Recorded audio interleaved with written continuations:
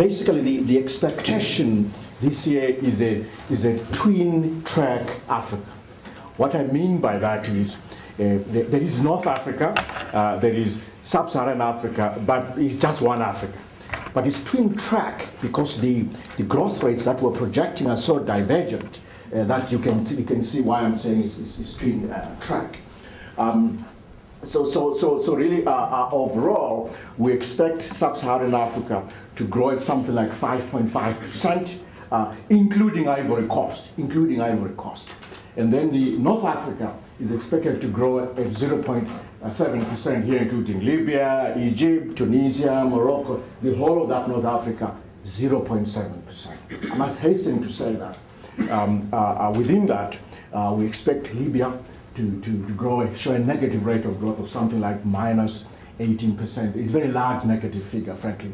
There's a war going on, we know all about it. It's not easy, it's going to take time, but it's negative growth. Why is growth in Sub-Saharan Africa robust? This 5.5% even includes Ivory Coast. We've got internal reasons as well as external factors. For internal factors, just simple domestic, good old domestic demand.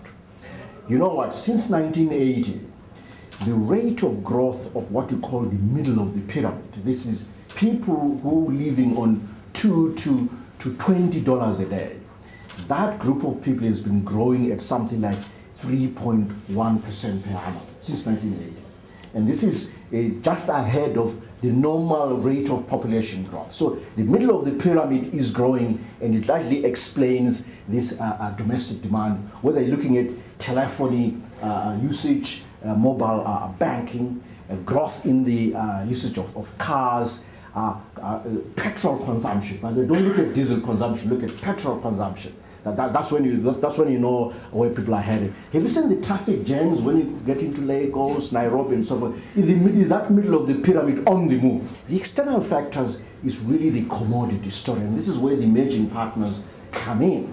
In fact, if you do a simple correlation chart, you know, as statisticians, so we do correlations and things like that. You correlate Africa's GDP growth with China's GDP growth. In certain years and for certain countries, you easily see a correlation of 90%.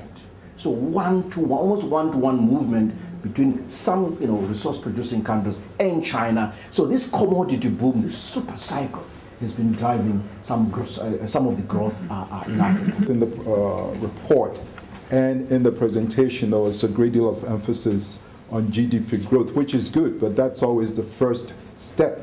Perhaps we should also pay more attention to GNI, gross national income growth, or gross national income per capita, because GDP basically tells us what is potentially available to be shared among the population, whereas GNI, or gross national income, actually gives you a much better idea of what is available to be shared.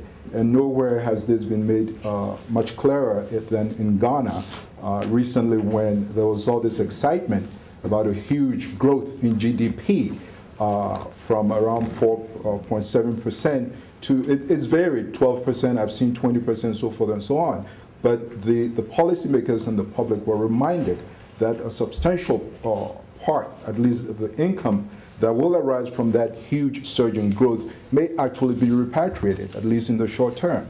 And so it may not necessarily be available for sharing across the population enough to have a significant impact on poverty reduction, the reduction of inequality and all that. So it's always important that we bear that in mind.